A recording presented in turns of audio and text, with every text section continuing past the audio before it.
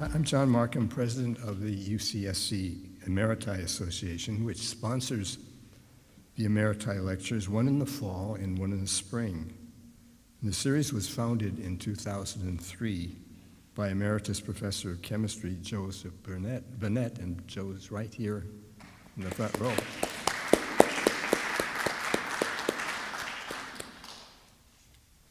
It features the research of retired Santa Cruz faculty that substantially contributes to the intellectual environment of the campus. I want to acknowledge and thank the Office of the Chancellor for the financial and organizational support it provides to us, including, by the way, a reception which will follow immediately after the lecture with refreshments. And particularly, I want to thank Rebecca Alvarez and Kristen Palmer for their assistance. The lectures are recorded, so please turn off your cell phones. We didn't used to have to say that when we first came. But tonight's lecture is more than just our regular series. It's a Panunzio lecture. Starting with our local screening committee, Peggy Musgrave, Peter Scott, and Pam Roby, and then a system-wide committee at UCLA. A rigorous selection process ensued, which led to the selection of tonight's lecture as winner of a Panunzio Distinguished Emeriti Award. By the way, Constantine Panunzio was a sociologist at UCLA. He did much to fashion the emeritus system of the university, and in 2003, he established this award for distinguished emeriti in humanities and social sciences, 1 or 2 a year for the whole UC system. A founding member of the Santa Cruz faculty with Yale degrees, he joined the pioneers at Cowell, and here he is tonight, more than 4 decades later, as puckish, intelligent, and arresting as ever. To get a sense of his influence, in 2000, the Modern Language Association organized a panel just to explore his impact on literary criticism. Since retiring in the 1990s, he's written dozens of articles and completed 9, yes, I said 9, books. Most recently is one on tonight's subject, which is out in the reception area. You can buy it right there, Caterpillage and all. But the others include works on Spencer, Shakespeare, and Plato's Republic.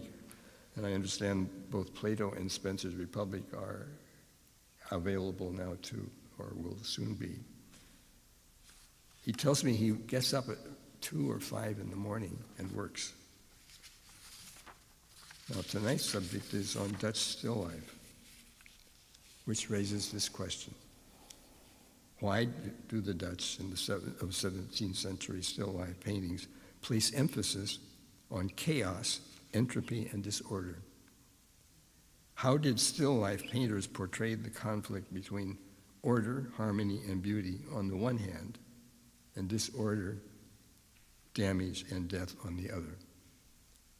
I would add to that a very local question.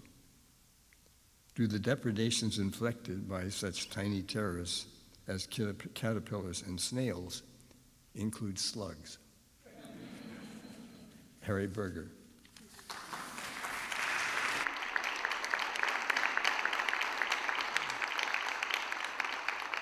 Thanks, man. Thanks a lot. Hi. Can you all hear me okay? Does my deep, rich, peach-like voice come through? Okay, I'll try to talk this way. There are always 2 things, when you show this kind of slideshow gimmickry. Does my voice come through and I'm moving around looking at pictures, and do the pictures come through when I press a button and they're supposed to change? That might not happen. We'll see. Anyway, let me begin with an intro to an exhibit put on in 2006 by the Minneapolis Institute of Arts. It's called Insect in Art, and it's for kids. Kids often think of bugs as creepy and crawly, but today we're going to discover how insects can be art. But we're also going to discover how insects in art can be creepy and crawly. We'll learn, it says here, we'll learn about the many different ways insects are used in art, and we'll see the different approaches artists use to depict them. This exhibit, and that's what I'm using, was designed for students in K to 3rd grades to accompany a unit study on insects. After this slide presentation, we'll spend time observing real insects, that's better, and making sketches. These sketches will then be used for a project in which all of you create your own insects. Are you ready for that? Okay, it's not going to happen.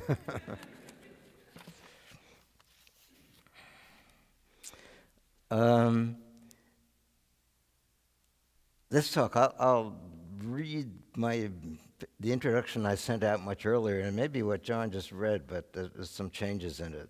This talk is about the strange accent on disorder in 17th century Dutch paintings of still life.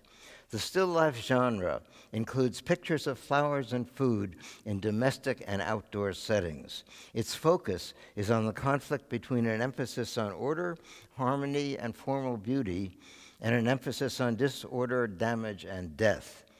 I'll view still life through the lens provided by Stephen Colbert's idea of truthiness, and to the way still life painters perversely focus on the damage inflicted by such tiny terrorists as snails and caterpillars. So I'll spend a lot of time tonight talking about critters and creepers.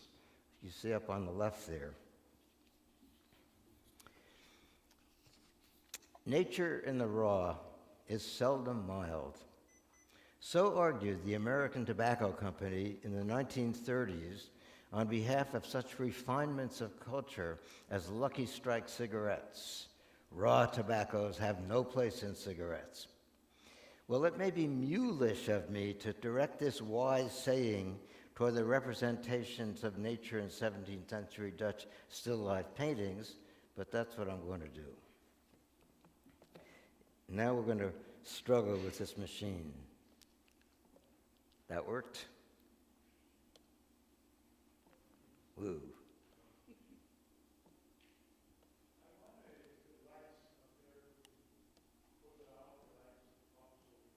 Yeah, that would be, I mean, I don't have I should have a small light here. I have this thing, which I'm not using. Because it's hard to see those. I think the lights ought to come down.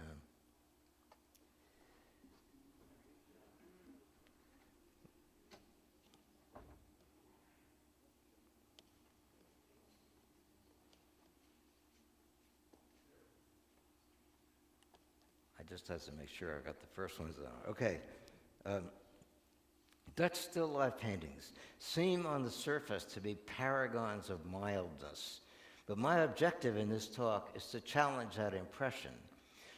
First, though, let me identify myself and describe my approach. I got my PhD in English literature in 1954. In the 57 years since I left graduate school, I've done work in a lot of fields: fiction, poetry, drama, theater, painting, philosophy, anthropology, and social and political history. My chief activity in each and all these fields has been what we in literature call close reading, the analysis of written texts and visual images. And in trying to pursue close reading, I've been concerned primarily with three questions. One, how to interpret stuff. How to interpret stories, poems, plays, images, theories, and their social-cultural contexts. Two, how to theorize about the approach that generates this interpretive practice.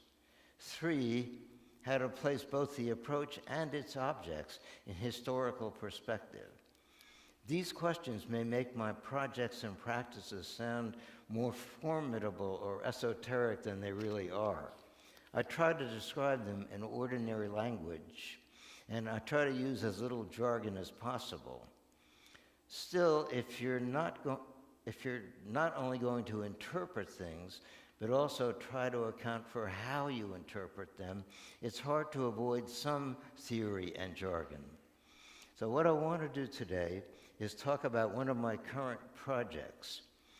In doing this, I'll try to get through the theory and jargon first so that we can spend most of our time looking at and discussing the main objects of today's talk, which are paintings, 17th century Dutch paintings in the genre we call still life. I hid my water. Oh, here it is. Okay.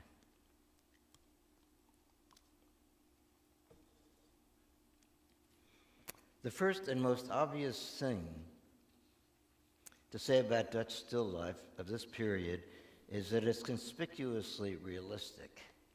Let's see if I can get them both. Great. By this I mean that it presents itself as if it was copied from life. And so it seems to tell a particular story. The story is that the painter's act was always preceded by the acts of the people who put flowers in vases, or by the acts of people who sat and sat at tables full of food and drink, and who then left those tables in the state we see them in. What Dutch still life announces is that it represents the real in the sense I just suggested. The thing or scene depicted was there before it was depicted. This isn't necessarily what happened, and we don't have documentary evidence that shows or tells exactly how a still life was painted. The painter could have copied what he saw, or he could have made it all up. He could have set the table and even put partly eaten food on it just so he could copy it. Or he could have painted what he only imagined as if he were looking at it. The point is that however imaginary the scene was, the painting pretends it happened. It pretends that the original was there, that the painter saw the scene, that he copied it. This is the story the painting tells. The painter wants you to appreciate how good he is at copying real things. The illusionistic tour de force is supposed to astonish its viewers, but it can only do this because it keeps reminding them that what they look at is paint applied to flat surfaces. A familiar motif in still life is a dish that appears to teeter on the table's forward edge. Now let's see what happens. Okay, that teeters. You're invited to intervene and keep it from toppling over. The force of this invitation makes you appreciate not only its impossibility, but also the painter's skill. Still lifes always tempt you with the plasticity of their objects. For example, they encourage you to imagine what they would look like when seen from behind. But they do this to deceive you or frustrate you. They invariably reassert their two-dimensional form.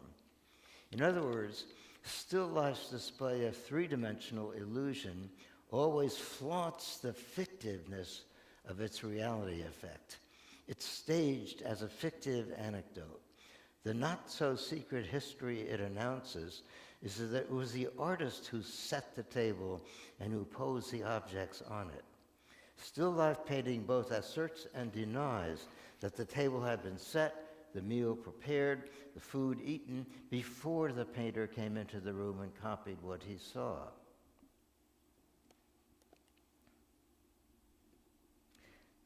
This one I'm going to reverse. Okay. Painted feasts for the eye tend to encourage an eye for the feast. So it isn't surprising that someone who saw me staring at this early 17th century still life of food in the Rijksmuseum asked if it made me hungry. I smiled more mysteriously than appreciatively, but didn't respond, and my questioner moved chuckling onward. Not, however, entirely out of my life. We don't want to be too dismissive of the yum response to pictures of food. This painting's been attributed to the Haarlem painter Flores Van Dyck, whose dates are roughly 1575 to 1651. That's generally the time of the paintings I'll be talking about, and I won't be giving dates all the way through. That gets to be a bore. After he took the trouble to depict one fancy figured tablecloth atop another, he proceeded to litter them with plates full of cheese, fruit, and olives, with 4 ghostly glasses, in addition to the one that's half filled, with a cut melon, a pear, 2 rolls, and the scattered remains of bread and nuts, and finally, with a languid length of apple peel that slouches lazily in all his extant table pieces, just hangs off the table there. Commodities from home and abroad celebrate local production and foreign trade. A dish of nuts and bright apples, rounded by the fall of light, adds not only weight but also luminosity, and this helps anchor the viewer's gaze and its objects safely in the table's middle distance. I emphasize safely because certain elements of the painting seem geared to generate insecurity in the observer. And this is why my questioner missed the point. I wasn't looking at what he thought I was looking at. I wasn't looking at the 3 cheeses of varying size, color, and age stacked one on the other, 2 plump half-wheels showing the observer their hard, unevenly cut faces, and a smaller, darker crescent-shaped remnant lying on its back up on top of the middle wheel.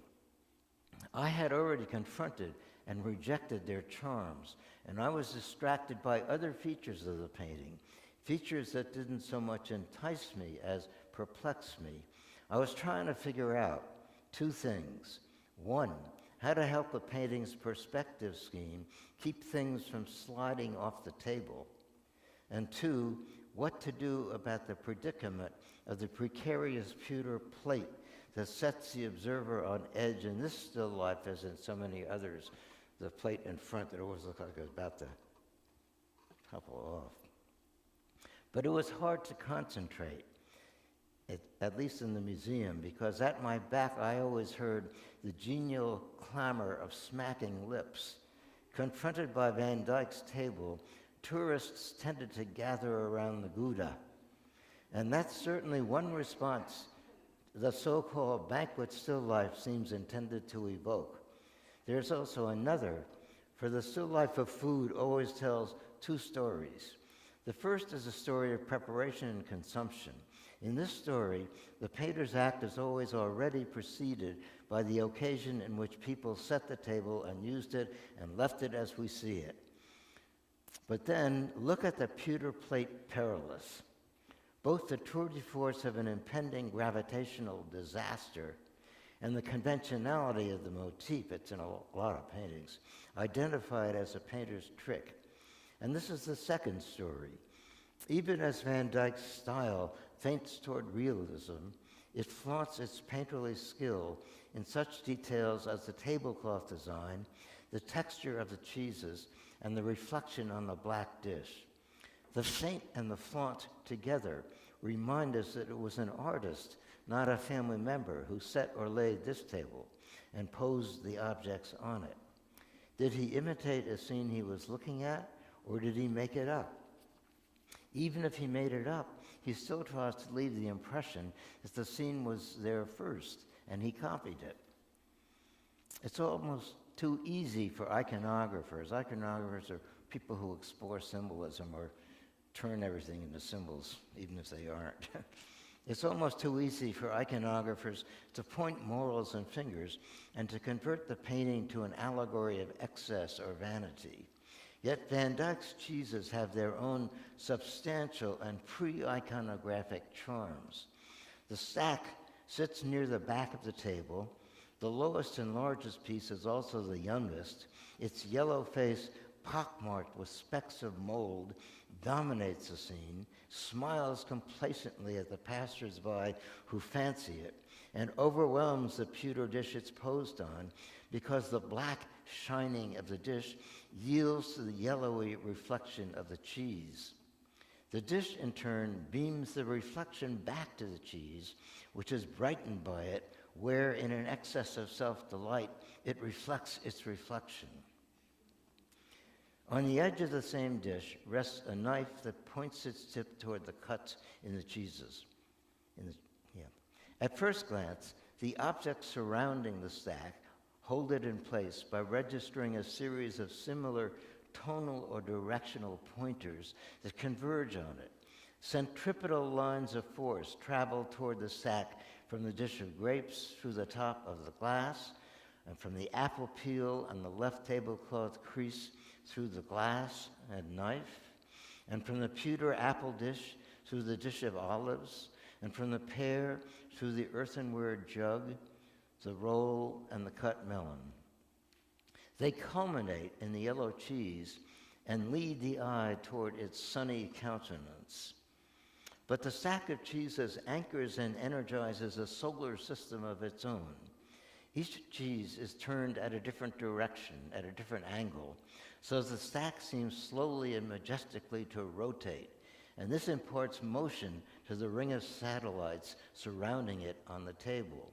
The dishes of fruit, the plate with half an apple on it, the scatter of nuts and nutshells, the jug against which nestle a roll and the pear. The two ghostly goblets gleaming in the background on each side of the sack complete the circuit.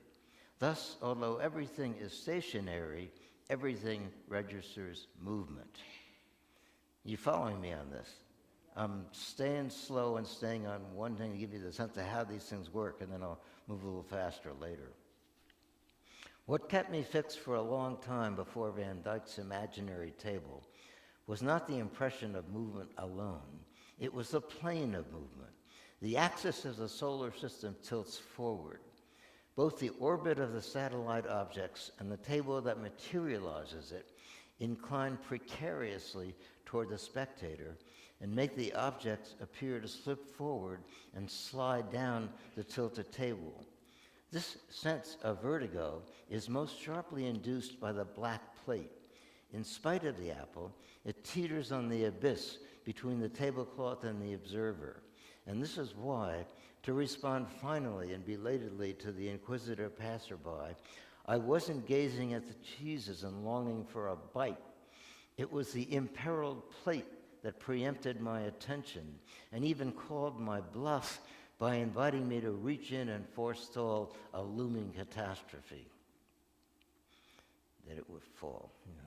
The temptation for iconographers is to freeze the still life into a symbol of the fall, or of vanity, or of conspicuous consumption, or of abundance spilling over into excess, a symbol of a flawed moral or social condition.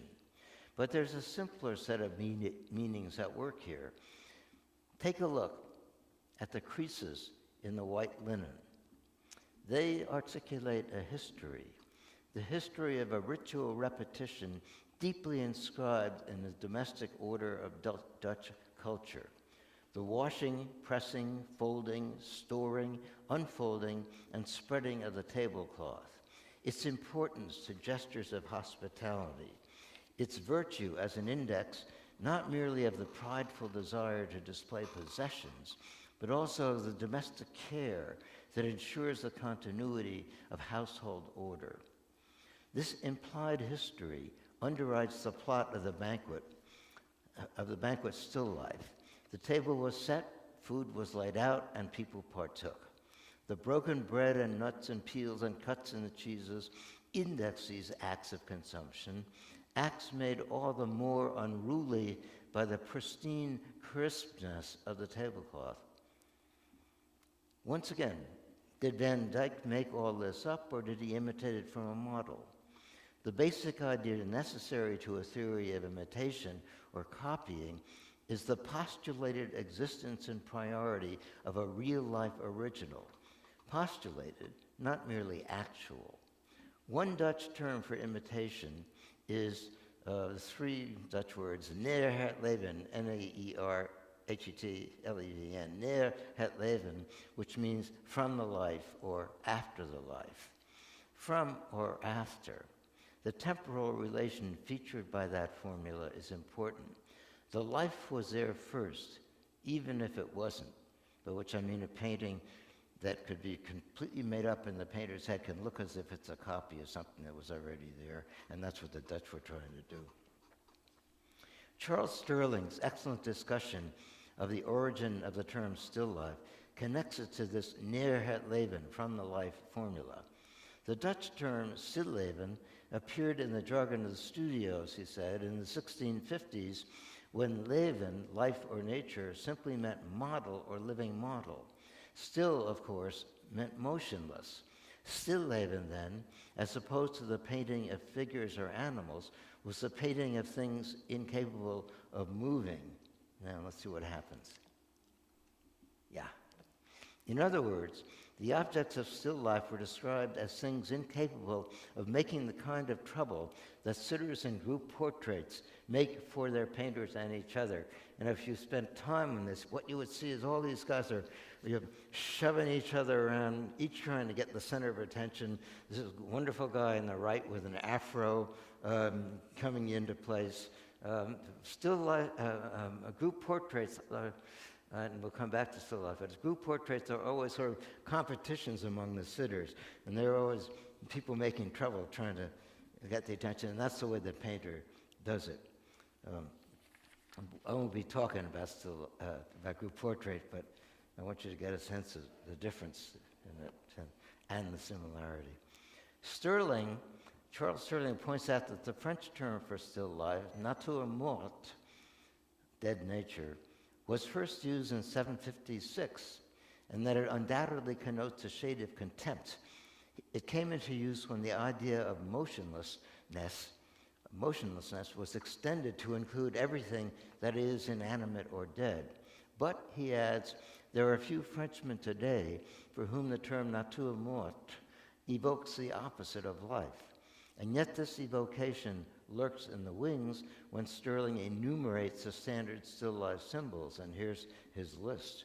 Symbols of the destruction of life and matter: shabby books, wilted flowers, blighted fruits, stale bread, worm-eaten cheese, severed ropes. And symbols of the inexorable flight of time: hourglasses, timepieces, guttering candles.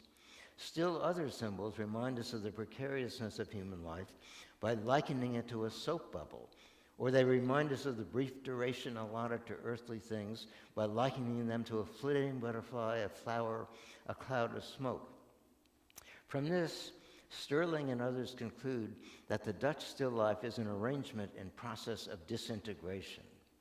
This is an interesting move because it shifts the emphasis from a metaphoric sense of dead to a literal sense of dying. In French, it shifts it from nature morte to nature mourant, nature dying, mourant. Still life portrays dying nature, not dead nature. This is so obvious that it gets persistently ignored. The still life of flowers and fruits represents things that have been picked or cut. The painter alienates their glorious shapes and colors from the flowers' wilting bodies and preserves their semblances. But the world that still life copies is a moribund universe of plants. The artist showcases their beauty as if to conceal the fact that they're fading, wilting, decaying, expiring, perishing. In this respect, pictures of flowers differ from pictures of edible creatures that have been and are represented as having been hunted, fished, and killed for human consumption and reduced to food. In game pieces like this, for example, lifeless animals, upended and prone, are often coupled with assorted fruits and flowers, which I always find kind of weird.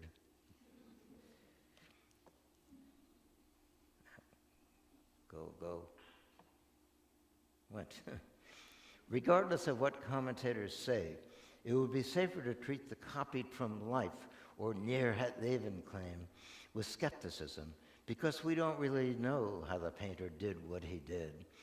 As I said before, Van Dyck could have copied his picture from a picture or from a verbal description. His paintings look like, all his paintings look like variations of each other. He could have done it from memory. He could have invented a composition that combined prior sketches of individual objects into a scene whose shapes are interrelated, like those of the human sitters in a group portrait. This uncertainty is marked by the special quality of evasiveness Stephen Colbert calls truthiness. Truthiness, he said, is what you want the facts to be as opposed to what the facts are. What feels like the right answer as opposed to what reality will support. Colbert's critique of evasiveness reminds me of a similar critique voiced by a character in Shakespeare's play All's Well That Ends Well, and I quote, "They make trifles of terrors, ensconcing themselves in seeming knowledge when they should submit themselves to an unknown fear. They make trifles of terrors, ensconcing themselves in seeming knowledge when they should submit themselves to an unknown fear." Making trifles of terrors, that may seem like a melodramatic way to describe what goes on in still life, which may seem at its darkest to make terrors of trifles. But let's look at some examples and see what they tell us. And let's see if I get the examples. Terrific. I'll begin with this picture. It's a plate from a collection of engravings that were made by the son of the great Flemish illustrator Georg Hofnagel, George or Georg Hofnagel. Hofnagel means, I think it means hoof nail. He copied them from his father's drawings and published them in 1592. The central figure in the upper half of the plate is a single rose thrusting up from the ground. The rose opens ecstatically to embrace the source of its life, which is the sunlight of the adage lettered just above it, Aeternum Florida Virtus, which means youth flowers eternally, not Florida is forever virtuous.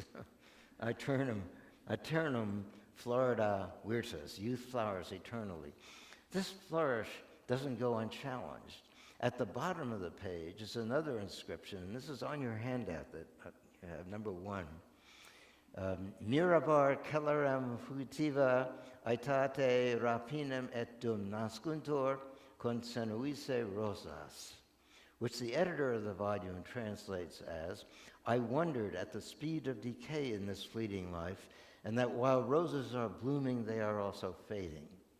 This is the standard elegiac message that the plate as a whole delivers. But however wise this time-worn elegiac motto may be, it has little to do with what goes on at the center of the illustration. The rose's wide-open petals are beginning to droop, and with good reason. A snail, stretching fantastically out of its shell, is coiled tightly around the stem of the rose. The rose's eagerness to soak up the sun is matched by the snail's eagerness to strangle the rose. The Latin inscription registers this more accurately than the English translation does. The translator muffles the force of the original by using the word decay to render the Latin word rapina. Rapina isn't simply decay, it means plunder or pillage, as in Caterpillage.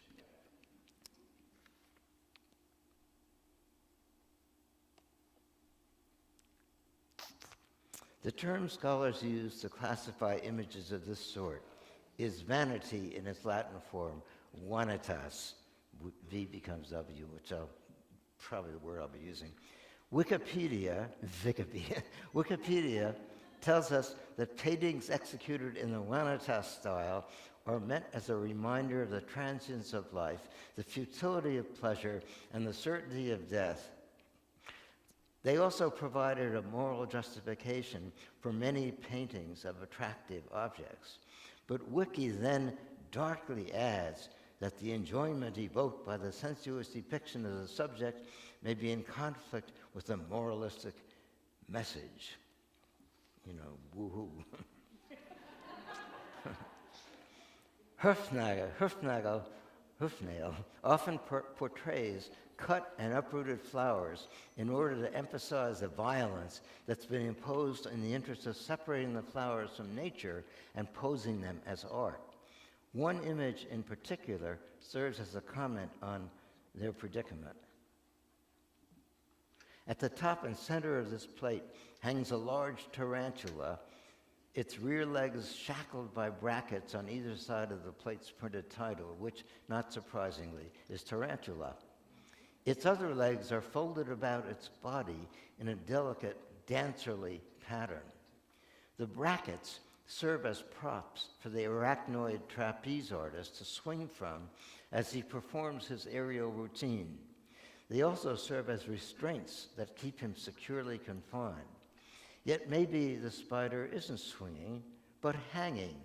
Maybe it isn't displaying itself, but being displayed.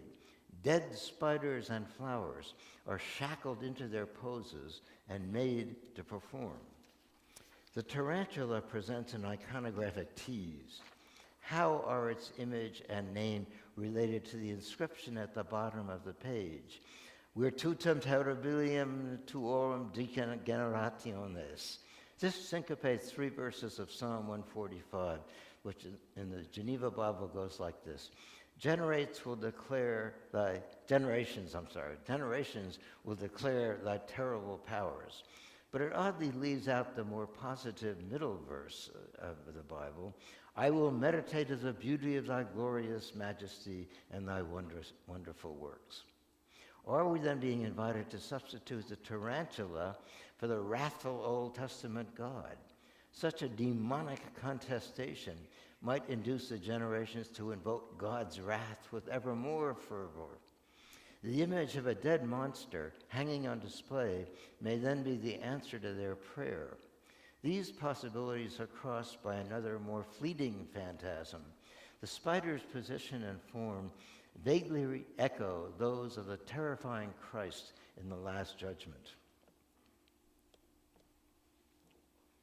Let's now turn to another image, a still life painted in 1617 by the Middelburg painter Christoffel van den Berger. Notice first how top-heavy it is. A large number of flowers are jammed into their container, some of them disproportionate in size. This is a crowded bouquet, and the improbably stiff and long stems of tulips and the iris contribute to a sense of performative strain, a sense that features another aspect of the vanitas, the vanity.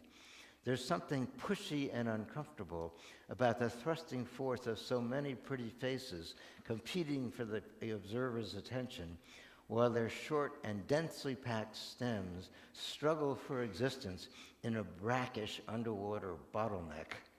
Flowers and other objects seem forced to jostle with each other and compete for space or for privileged positions of display. The exotic shells index a success story of Dutch trade, if not its costs. The green glass within which the flower stems struggle is called a roemer. That's R-O-E-M-E-R, a roemer.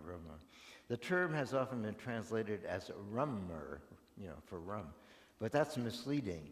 The Dutch word is built on the noun roem, roem, which means glory or renown or celebrity. So a rummer is not a rummer. A rummer is a glass for toasting or boasting. And the word rummer also means a boaster. Crowdedness is a common feature of Dutch flower composition. Another characteristic is the use of implied force and motion to represent the animation that signifies life. A 1639 flower piece in the Rijksmuseum well illustrates this. Yeah. The museum text emphasizes crowdedness and decay. This is what they say. The vase can hardly accommodate the abundance of tulips, roses, anemones, and carnations. Some of the flowers are still fresh, while others have already wilted. Insects and a small salamander are crawling around the table, close quote. But what's most striking is the dynamic, to me at least, is the dynamic sweep of the composition, which describes an arc. It describes an arc that curves leftward and upward from the salamander's head to the top flower on the right. The flower appears windswept. The flowers all appear windswept, in fact. They yield to a force that bends their stems and disturbs or shakes or flattens their petals. To digress for a minute, these tulips illustrate one of the more ironic manifestations of the vanitas. It concerns the true cause of the apparently spontaneous generation of the brilliant flames or breaks that made tulips so valuable. What the Dutch could not have known was that a virus was responsible for the magic of the broken tulip, a fact that doomed the beauty it made possible. For several hundred years, tulips were selected for a trait that would sicken and eventually kill them. The more beautiful the breaks produced by the infection, the greater the number of infected plants in Dutch gardens, and very often the more expensive these plants were. Returning now to Van den Berg's painting on the right, the effects of crowdedness and top-heaviness are also produced by dynamic means. Although the ledge at the bottom runs parallel to the frame, we see only the right side of the niche or niche. How do people pronounce the word? N-I-C-H-E. People always tell me you're supposed to say niche, but that sounds sort of yucky. Niche, sheesh. So I'm going to probably say niche because it rhymes with stitch and itch and other things, you know. Anyway, where am I? Although the ledge at the bottom runs parallel to the frame, we see only the right side of the niche. Asymmetricality is accentuated by the fact that the composition is rotated within the niche. The two cups leaning against each other on the left are a little behind the vase. The two shells leaning against each other on the right are in front of it, and the flowers that face or droop forward are mostly clustered on the right. Adding force to this rotational vector, the stems appear twisted and strangled as they twine around themselves in the inadequate space of the small rumor. The bottleneck that imprisons them controls the spread of the bouquet, forcing the flowers to assume uncomfortable poses as they explode out of the glass. They overlap, they vie for attention, they strike attitudes. The ornaments that circle the vase further emphasize the rotational movement, which is beautifully condensed in the helical design of the shell on the right corner, in the right corner. Since the floor of the niche, like the rim of the cup, is tilted forward, it implies a higher viewing point, but it also produces instability. This adds a downward as well as rightward spin to the compositional rotation, an effect that's intensified by the top heaviness of the bouquet, and that's countered only, so to speak, at the last moment by the weightlessness and flatnesses of two tall tulips up above. A small mob of critters explores the space of Van den Berg's still life. A moth, 4 butterflies, assorted flies and bugs, 2 caterpillars, 1 small raggedy bird. But the relations among them are surprisingly peaceful. For more exciting and dangerous prospects, we have to look elsewhere. This thing is really working. The most melodramatic figure of danger in still life is the self-disarming parody of the predatory impulse. The cooked lobster that trains a beady eye on edible neighbors. One glares ferociously while groping toward a lemon. Another creeps up on a crab.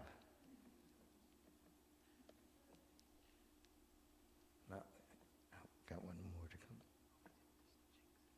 Yeah.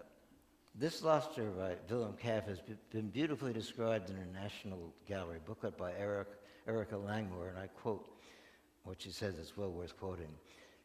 Willem Kaef, K-A-L-F. Kaef uses the bunch folds of a multicolored oriental rug to tilt the pewter or silver platter. So I'm on the left here. On this slippery slope, lustrous with scarlet reflections, the fiery lobster takes on a menacing appearance. We view its powerful claws from above. As its tail rises and curves, we see it first in profile and then from beneath. Indubitably cooked and immobile, the huge crustacean has assumed the contrapposto associated with living creatures. Close quote.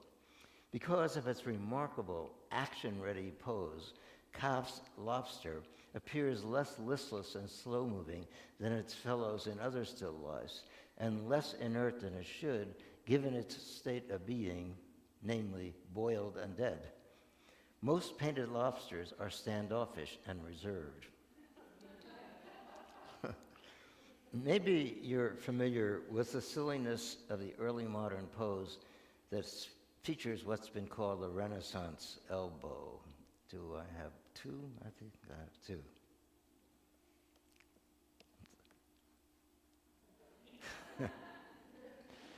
Yeah, I'll read that again. Maybe you're familiar with the silliness of the early modern pose that features what's been called the Renaissance elbow, and is usually worn by these macho studs. Well, the lobster has the same function. It's the Renaissance elbow of still life. Scholars make three basic assumptions about floral still lifes. The first is that in many cases the flowers could never have been placed in a real vase together because they bloomed at different times of the year. The second, which follows from this, is that pictures of vases full of rare flowers were not realistic imitations. People forget, one writer says, that bouquets like these would have been out of the question in the late 16th or early 17th century when the depicted flowers were rare and extremely expensive. They were not placed in vases. The third basic assumption is that still life is linked to the activity of collecting and to the logic of collection, as it's been called. Acquiring objects for a collection, particularly in the 17th century, involved building social networks, initiating contacts, exchanging gifts, and finally establishing communities of appreciation. Van Dyck's elegant tablecloth, pitcher, and plates suggest dressing up for company. That's the earlier painting I showed. And the disarray in that painting tells us the company has come and gone. Such scenes celebrate more than commodities and consumption. They gesture not only toward commerce and appetite, but also toward sociability. If flowers that couldn't have coexisted are brought together in a painting, its visual charge is less like that of what we today call a bouquet, and more like that of the cabinet of wonders or curiosities that's usually called by its German name, the Wunderkammer, the wonder room. A flower still life presents itself as the copy of a collection, but it may be the copy of a collection that never existed until viewers get persuaded that the still life is the copy of a collection that pre-existed it, whether it did or not.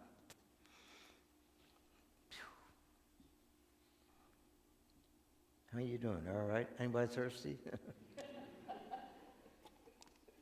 I got mine. Flowers were an expensive commodity in 17th century Holland.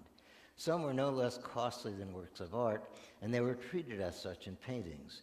This was particularly true of tulips. Each petal of a tulip might be worth over 50 guilders, but it also holds for flowers in general.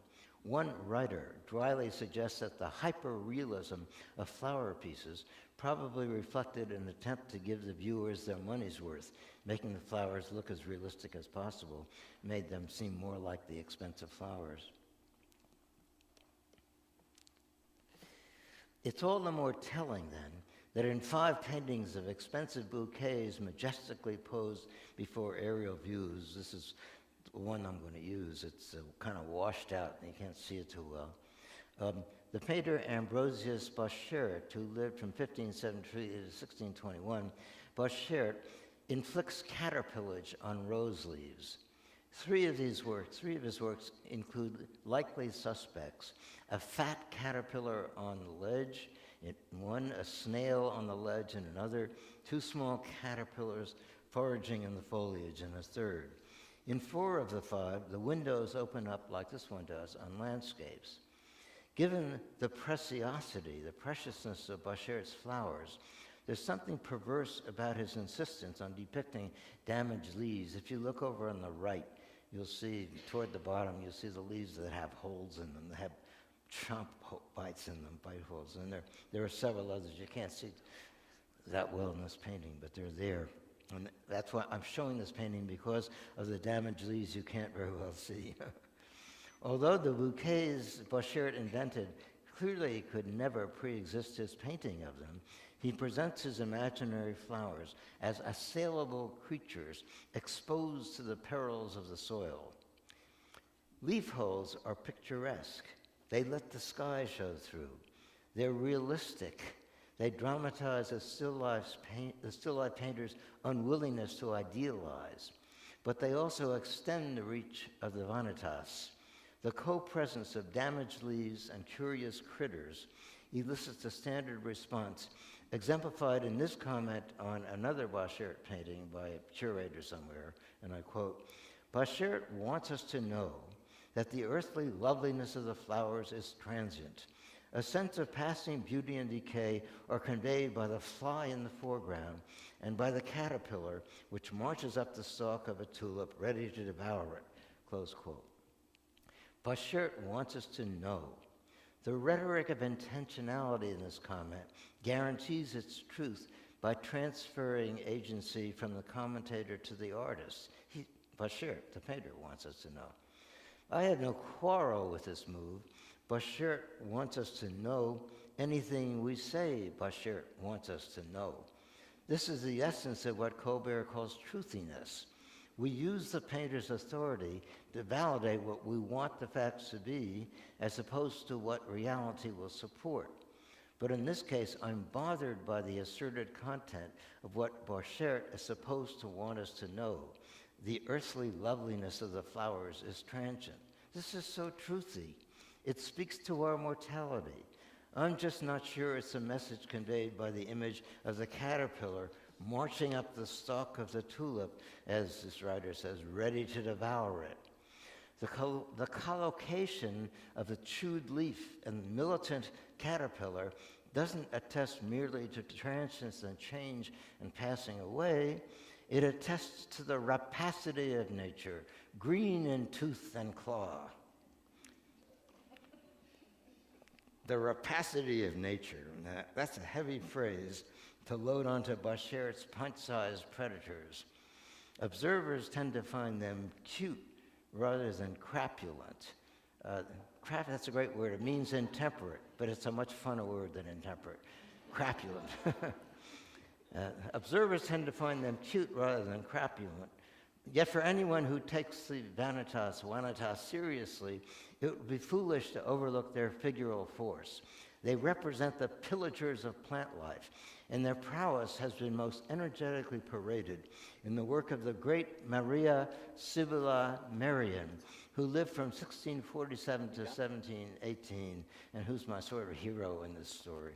In 1679, she published a book whose title, translated into English, is The Wonderful Transformation and Peculiar Plant Nourishment of Caterpillars. Okay. See what happens. Yeah. In almost every plate of this book, Merian illustrates insect metamorphosis from egg to caterpillar to pupa to butterfly. With few exceptions, the different phases are depicted in the setting of a plant or flower, and the scenes are frequently cluttered with creepers and crawlers around and about and under and on the poor plants. 74 of her book's 154 plates depict plants with holes in the leaves or with parts of leaves bitten off. In one plate, only the midribs, veins, and outlines of the leaves are left. In several plates, the butterfly wing patterns have circles that resemble leaf holes. And in several plates, the butterflies, which Merian depicts as fat caterpillars with wings, the butterflies hiss down like angry dive bombers, aiming at hapless plants. Merian designed 3 title-page garlands for the original volumes collected in her caterpillar book. In all 3, the author's mischievous spirit is displaced to the assortment of insects that explore the garlands, 10 in the first, 16 in the second, 11 in the third, lots of bugs. The first garland is the strangest of the 3. It consists of 2 branches bent to form the standard oval shape of garlands and wreaths. But the branches are roughly cut, knobby, and studded with galls. Rather than bearing blossoms like all Merian's other wreaths, they're festooned with a scatter of 14 ragged leaves, 6 of them seriously damaged, 2 bearing large deposits of butterfly eggs with emergent larvae. At play in the field of the ragged wreath are a housefly, a beetle, 2 moths, and 6 segmented caterpillars. 8 really, since the moths are only winged caterpillars. Marion unapologetically promotes the priorities expressed in her title of caterpillars, their metamorphosis, and their plant food. This is a book about caterpillars, not about flowers. But insect predation is not ignored in the exquisite images of another work by Marion, the New Book of Flowers. Although only 2 caterpillars appear in its 36 plates, the flowers in 8 of them suffer leaf damage. This is all the more noticeable because the individual flower portraits are so stylized, so simply and gracefully choreographed. So even in Marion's paradise of flowers, the worm does its work. Scholars have enlisted Marion in the rank of vanitas producers, but when I see her caterpillars at work or at play or in repose, I don't think of the vanitas. I'm struck chiefly by their insistent and threatening animal presence, by their otherness, hairy, banded, and bristly, huge in comparison to the eggs from which they would have recently emerged, stretched taut to reach a leaf, curling around foliage that barely sustains their weight, studiously attentive to the next bite. They are the monsters of the manor. I don't blame these reflections on Marion. Her books make three things clear. That she was primarily interested in studying and demonstrating how insects live and eat and change, that she loved her work, the work of collecting, raising, observing, and depicting bugs, and that she treated the techne of depiction itself as a magical form of metamorphosis from life to art. Nevertheless, just as her caterpillars cast shadows on the page, her attentiveness to the small signs of damage darkened her vision. A passage in Kim Todd's excellent account of Marion's work sharply brings out both her wit and her fascination with violence. And the whole passage is worth quoting, so I'll do it. She says, "The viewer encounters not merely an object to be examined, but a drama of miniature proportions." She's talking about slightly different pictures, but they're connected.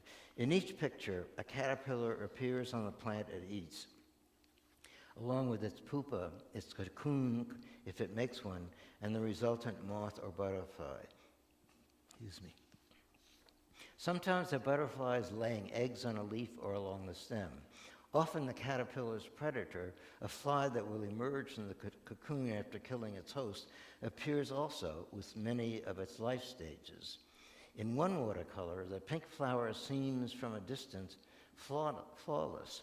Then the reader notices, getting closer, a tiny black head sticking out of a bud, as if leaning out of an upper story window.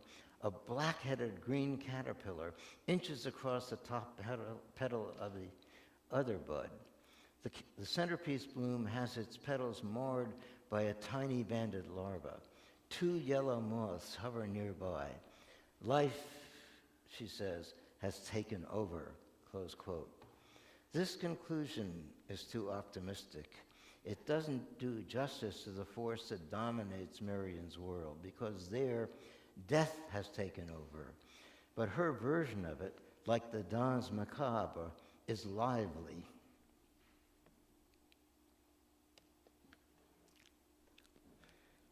These are really too dark, so what they'll have to do. The work of Marion's contemporary, Abraham Mignon, has also been well characterized by Todd. She says, for him, insects had a darker spirit. He portrayed them as emblems of death and decay. In his later paintings, they emerged from overripe fruit. Larvae feasting on plum flesh, ants toiling on the skin of a peach, a beetle lingering near a hole-ridden cherry. But these are not merely emblems of decay. They are, again, emblems of rapacity. And they aren't mere emblems. They're representations of what's going on.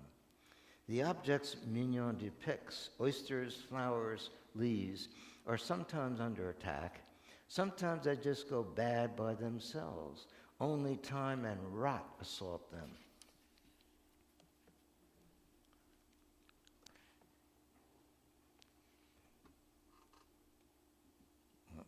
get this one. Here we go. Okay.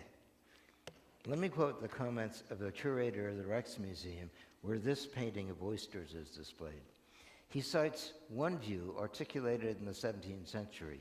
A good still life painter should paint only the choicest fruits and flowers. No wilted leaves, dented fruits, or blemishes should be shown, close quote.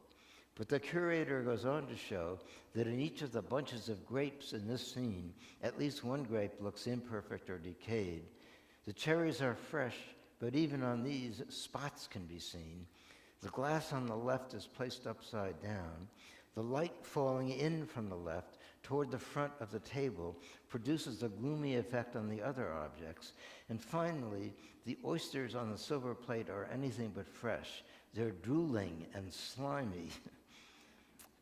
So flagging the vanitas is always a possible motive, but another is equally possible, if less probable, representing what's happened to the object since the leisurely painting, whose brush moves like a snail, began to copy it.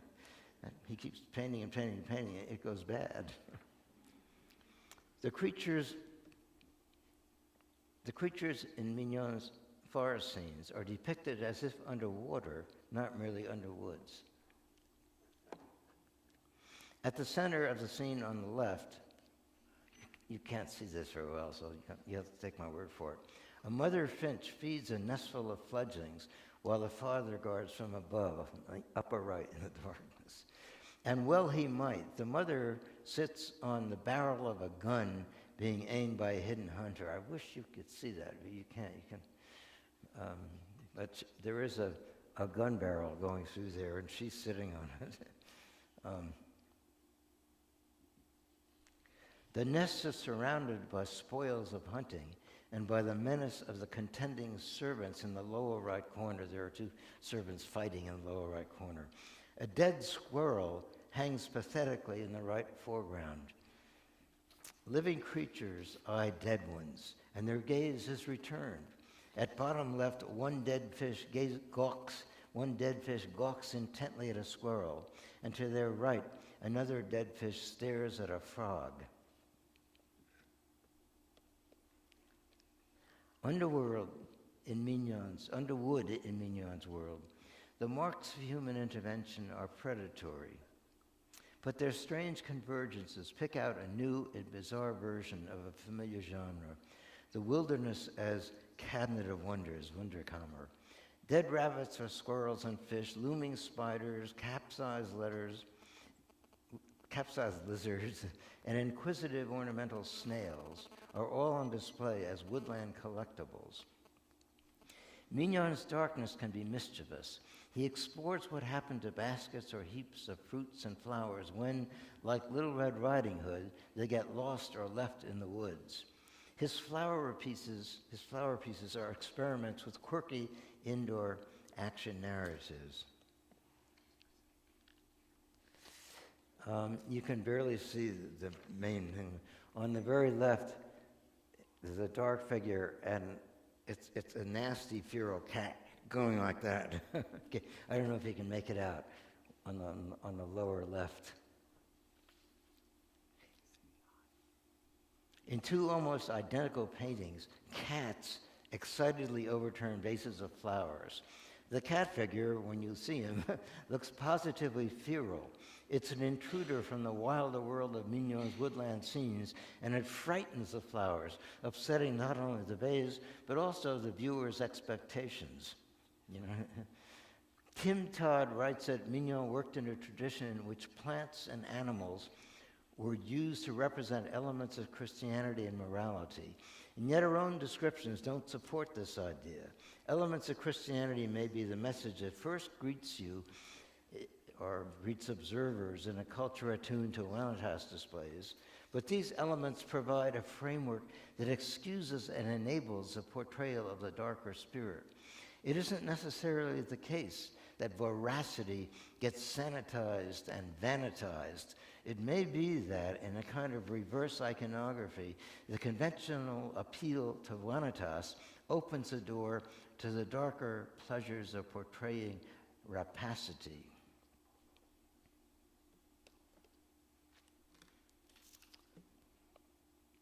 The darker spirit lingers on in the work of Merian's younger contemporary, Jan van Huysum, Huysum is spelled Huysum, who lived from 1682 to 1749. An excellent recent catalog of his work features 40 still lifes. In most of them, bouquets fill vases, urns, or baskets resting on marble ledges or slabs. In 5, fruits and flowers sit directly on the ledge without a container. 5 bouquets in vases are posed before niches. The niche bouquets abound in cornucopian bluster. Too many animated flowers, leaves, and vines struggle for visibility in overloaded containers. Like his predecessors in this genre, Van Huysum exfoliates a parabolic wilderness of arcs and curves and curlicues, the geometry of floral melodrama. Flowers explode out of darkness into bloom, or withdraw seductively into the half-light of chiaroscuro, or if they're opium poppies, sleepily show the observer their backs. Sometimes they sway and bend like wind-blown dancers, but sometimes they grow heavy-headed and droop. Van Huysum's landscapes qualify for membership in the category Paul Taylor calls parkland setting. Taylor's the author of an important book on Dutch flower painting. He emphasizes the associations of peaceful classical affluence in this genre and illustrates it with Van Huysum's 1722 fruit and flower piece in the Getty Museum.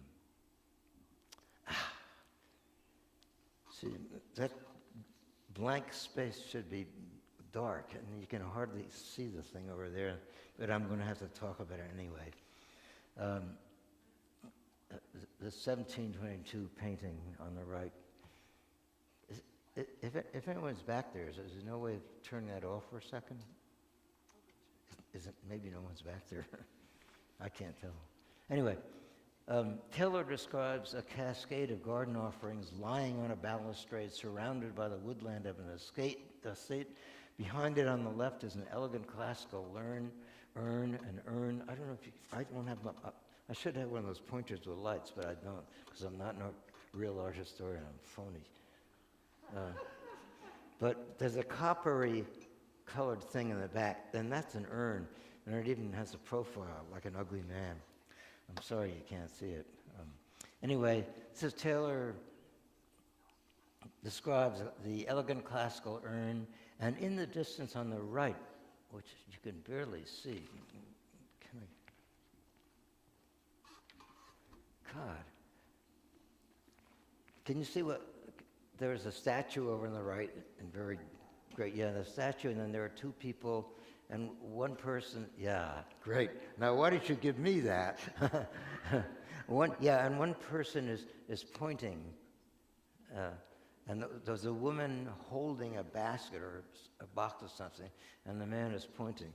So there's kind of an anecdotal episode going on in the background, and that's kind of weird. It keeps distracting attention. Let's see where I am. Well, I'll start this part again. Taylor's phrase is peaceful and contentment don't do justice to what we see in this work, or in the many other Van Huysum still lifes it resembles. Within majestic estate-based vistas, crowded, disorderly offerings. Hey, now how does the damn thing work? Wow. But now I'll have to use it. Thank you. Behind it on the left is an elegant classical urn. Aha! And in the distance on the right is a fountain and the classical statue.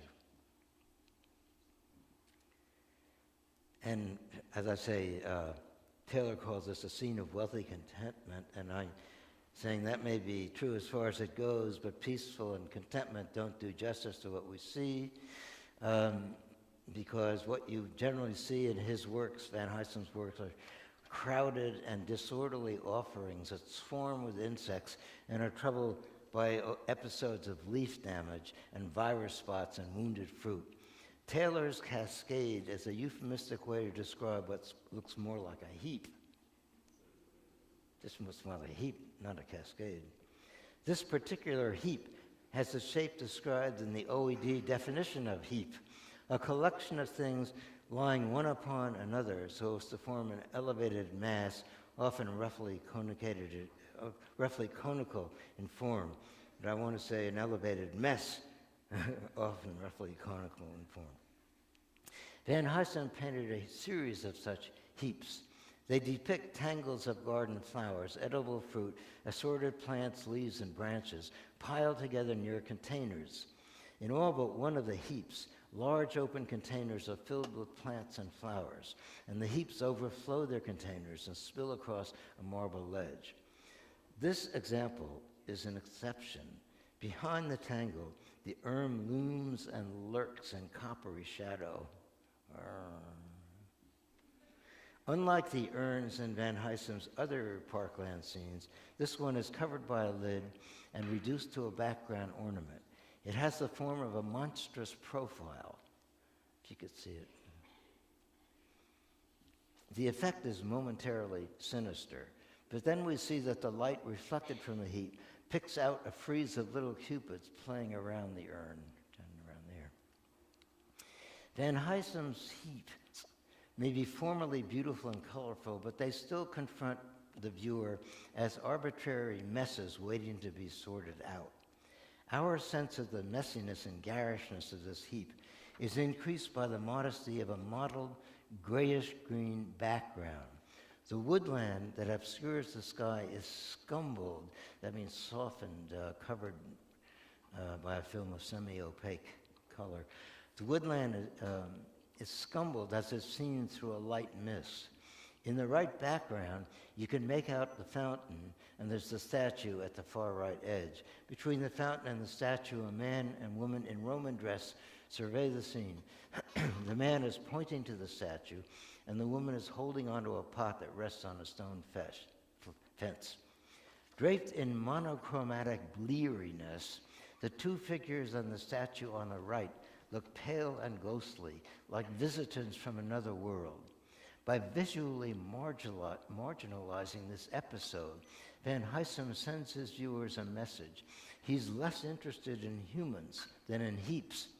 Reversing the priorities of portraiture, genre, and history painting, he demotes episodes of human interaction to the level of accessories.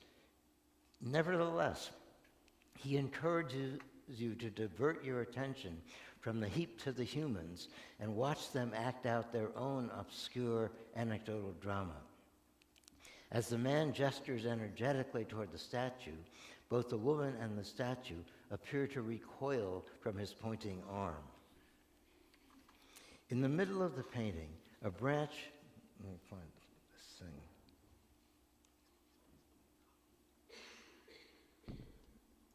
Sort of there. I can't even make it out. In the middle of the painting, a branch with pink hollyhocks slants up behind a grapevine. It arcs into space and inclines toward the statue in the middle distance. You can almost see it. The statue, in turn, sends the viewer back to the strangely echoing form in the foreground, the form composed of the seedy pomegranate and some sick harebell leaves. That's what they're called.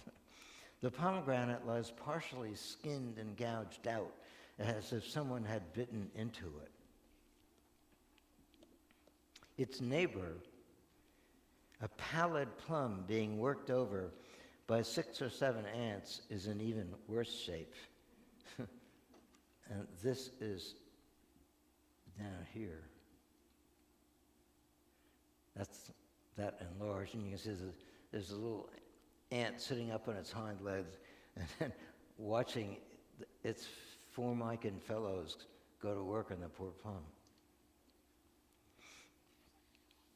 The leaves on the 2 visibly cut branches on the right, I'm back to the full painting here, redden and wilt. Because the diagonal cuts are clean and sharply delineated, they contribute to the sense of a deliberately assembled heap. Things didn't just get there by chance. Van Huysum's heap has all the earmarks of a collection. Yet why is it lying on a balustrade? Was the heap arranged and disposed as a subject of art? Its hues and shades are elegiac. From the upper left corner, 2 leaves appear to be floating down toward the right, which introduces an effect of aerial stir that passes diagonally through the heap and into the lower right corner. Another diagonal is energized, and I just can't see it, by the 3 red leaves on the topmost bough, which are aflame with autumnal fire and transmit their death throes in the form of a rust that burns the grapes below them. The shape of the lovely dying heap strangely resembles that of a midden, but it also resembles a seascape. If the high trees in the background bend down toward the left, the heap is swept in the opposite direction. Van Huysum's brush, with its characteristic surges of energy, sends wind-blown gusts that shape the heap into a C figure, the letter C, and blow it like a ship in a storm. The hollyhock crossed with vine branches forms its twisted mast. Tempestuous vectors drive the ship toward the right. There, the twig-like arm of the pointing man in the background sustains their force while the statue gracefully flinches away. Once again, a ghostly human melodrama briefly lights up the heap. The heap is invaded by the usual suspects. The introduction of bugs adds a new range of gestures and effects: locomotive action, search and patrol, predation, and damage. No snails or caterpillars inhabit the scene, but Van Huysum disperses flies, butterflies, bees, a moth, and a small battalion of ants over the panel. The scatter of ants is justified by the fact that this is an outdoor scene. It can't be said that Van Huysum treats these tiny creatures as terrors. They're having a picnic. The painter's genial attitude toward them is expressed in a brilliant comic detail. On the edge of the ledge, and that's what I tried to show before, on the edge of the ledge, just in front of the sickly plum,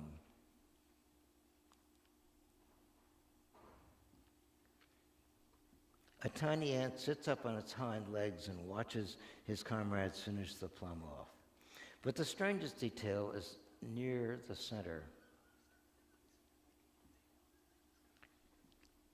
Something projects from the heart of the hollyhock cluster. It may be an anther, but it resembles the segment of a large caterpillar-like creature. Enormous in comparison to the tiny insects crawling near it, it seems to burrow into the hollyhock heart. Finally, Van Huysum scatters several water drops over the painting, most noticeably on the leaves in the lower right foreground. There are water drops there, believe me. Water drops, the experts tell us, and I quote, generally add to the impression of freshness, close quote. But this comes to look like a slightly weird idea when you consider what the water drops freshen. The heaps on the balustrade consist of trimmings and cuttings, but so do the bouquets in Van Huysum's vases, and so do those in every other painter's vases. They have been severed from their life source. They have, in a word, been cut. Flowers may have a short afterlife once they've lost their roots, but they're technically dead. All they can do is wilt, more or less slowly, depending on conditions. In that respect, floral still life is a genre devoted to moribund organisms, a genre devoted less to the portrayal of what the French call still life, nature morte, or dead nature, and more to the portrayal of nature mourante, or nature dying. If such dying bouquets had ever occupied vases in well-kept bourgeois homes, and according to most scholars, they probably hadn't, they could be expected to play host to flies and spiders and ants and ladybugs and possibly bees, but could they, even in screenless 17th century interiors, have attracted the butterflies, damselflies, dragonflies, caterpillars, and snails whose brilliant forms compete with those of painted flowers, and never more so than when they're shown inflicting damage? In this fantasy genre, their function as predators coalesces with and reinforces their function as performers. They compete with their prey for the viewer's attention. But the painter has the last word. His entomological inventions are full of mischief. The story they tell is of art, not of ethics or ecology. To conclude, 17th century Dutch still life painting vibrates with a discernible, if understated, discourse of aggressive predation that is, at least to me, more uncanny and strange than you find in the consolations of iconography. As I've been suggesting, I think it's possible for still life to be vanitized without being sanitized. When I look at its minute mischief makers, I'm reminded of the fairy tale world where wooden soldiers, nutcrackers, and other small inanimate objects come alive after dark, take over the premises, and sometimes behave appallingly while their young owners who are dreaming this sleep. In pop culture, which makes terrors of trifles, this has coarsened into such phenomena as the Chucky nightmare. But before Chucky took it over the top, fantasies of things that go bump in the night were always recognizable diminutions and displacements of more troubling terrors. Fear of mortality, of vulnerability and powerlessness, fear of the breakdown of order, the loss of control, the transgression of boundaries, the inversion of hierarchy, fear of the desire for what is forbidden, fear of the desire for release from the vanitas into the terror of the real. These overlapping fears fuzzily converge in the traditional vanitas reading, but their resonance is damped down. I'll conclude with an example by the 17th century British writer John Webster, and this is passage 4 on page 2 of your handout. This is from a play that's dated, I think, around 1623. All the flowers of the spring meet to perfume our burying. These have but their growing prime, and man does flourish but his time. Survey our progress from our birth. We are set, we grow, we turn to earth.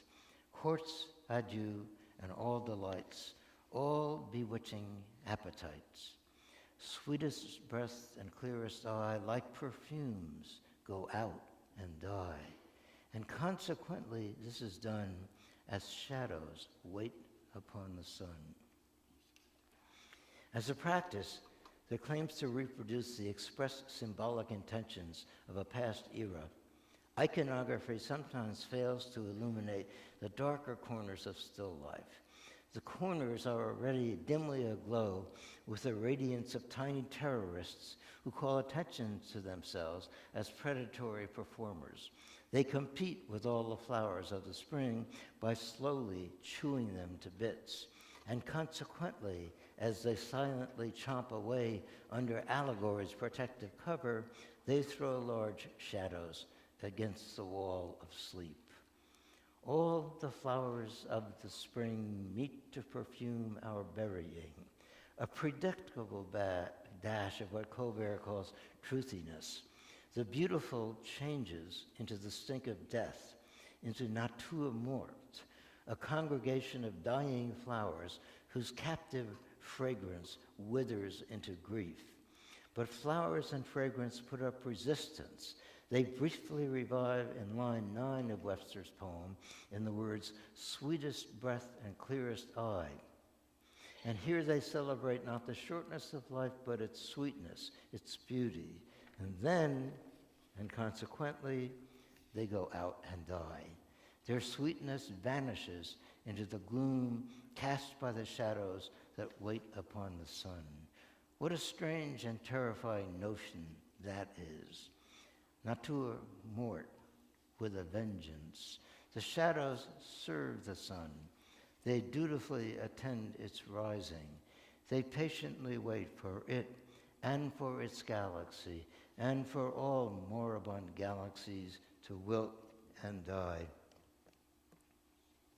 This talk has been about such moments of sweetness and assault and resistance and surrender, and about such moments of terror. Thank you.